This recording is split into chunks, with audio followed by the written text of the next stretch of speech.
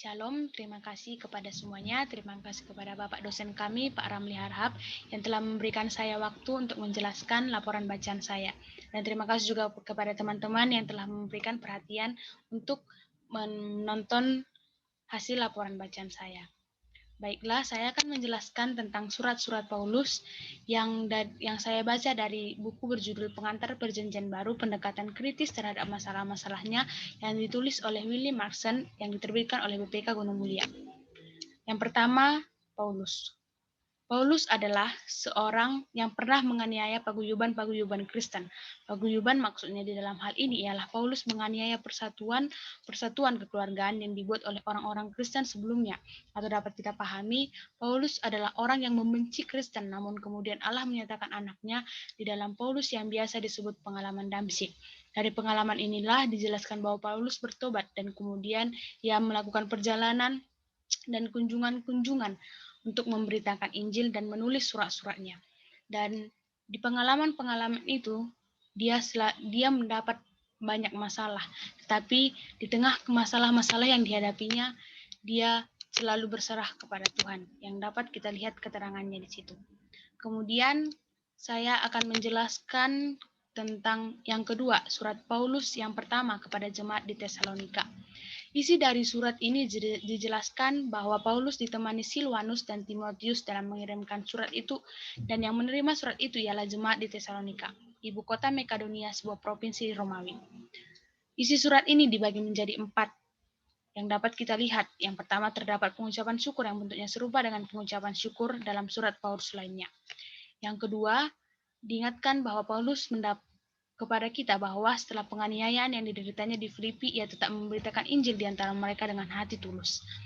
Dan ia mengajarkan kepada kita seberat apapun masalah hidup yang kita alami, di dalam kehidupan kita jangan pernah lupa akan Tuhan dan tetaplah melayani Tuhan.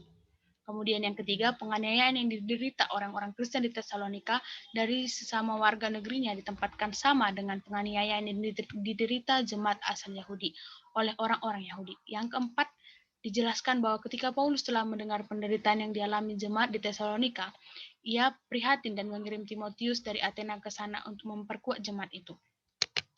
Kemudian saya akan menjelaskan yang ketiga, surat Paulus yang kedua kepada jemaat di Tesalonika.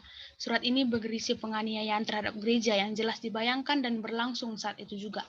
Dijelaskan sebagai tanda penghakiman Allah yang adil, karena pada parousia atau kedatangan Kristus, penindasan yang ditimpakan oleh para penganiaya terhadap gereja pasti akan diganjar.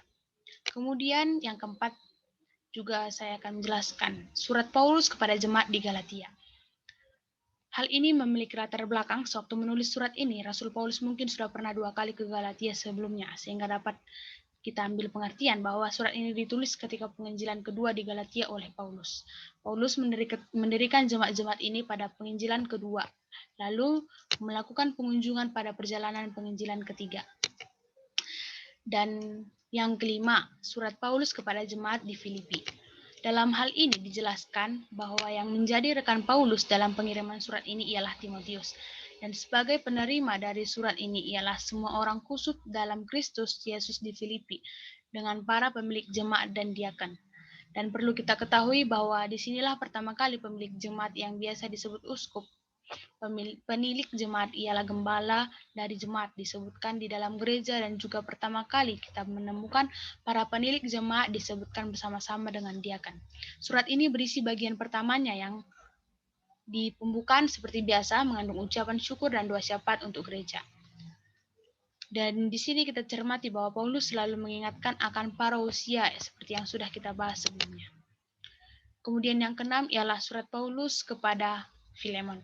Dijelaskan bahwa Filemon adalah surat Paulus yang paling singkat sebenarnya. Karena singkatnya dan isinya, surat ini terkesan lebih kepada surat pribadi. Tapi pada saat yang sama pula, surat ini merupakan surat rasuli. Dijelaskan bahwa ada seorang budak yang bernama Onesimus yang menguntungkan telah melarikan diri dari tuannya Filemon yang dipercayai sebagai orang kaya. Onesimus diduga mungkin membawa lari uang atau barang berharga. Tetapi Paulus datang menawarkan ganti rugi tetapi Paulus menjelaskan secara kiasan bahwa Filemon berhutang padanya. Karena hal itu secara tak langsung Paulus membatalkan tuntunan ganti rugi yang dilontarkan Filemon pada budaknya Onesimus. Dan hal itu membuat Onesimus menjadi bertobat. Kemudian yang ketujuh adalah surat Paulus yang pertama kepada jemaat di Korintus. Hal ini memiliki latar belakang bahwa Paulus menuliskan itu agar jemaat di Korintus menjauhi pergaulan dengan orang-orang cabul, berisi tentang Paulus yang memaparkan perbedaan yang tajam dari hikmat dan kebodohan. Yang ke-8 adalah surat Paulus yang kedua kepada jemaat di Korintus, menjelaskan tentang penderitaan Paulus kepada uraian yang terinci mengenai penderitaannya. Penderitaan ini semua merupakan perwujudan akan kematian Yesus yang telah diberitakan sebagai kutuk oleh lawan-lawannya, karena mereka tidak bisa memahaminya. Tapi kematian dari rasul ini mengerjakan kehidupan di dalam dan untuk gereja. Di sini juga Paulus memberikan dasar bagi gereja untuk bermegah karena rasul itu berbeda dengan mereka yang bermegah karena hal-hal lahiriah dan bukan batiniah. Dan semua ini dikuasai oleh Kristus.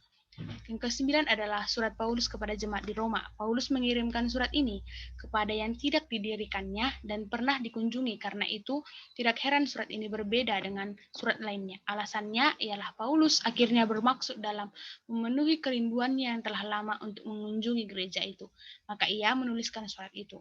Berisikan yang pertama, Paulus secara umum membahas masalah Yahudi dan bukan Yahudi.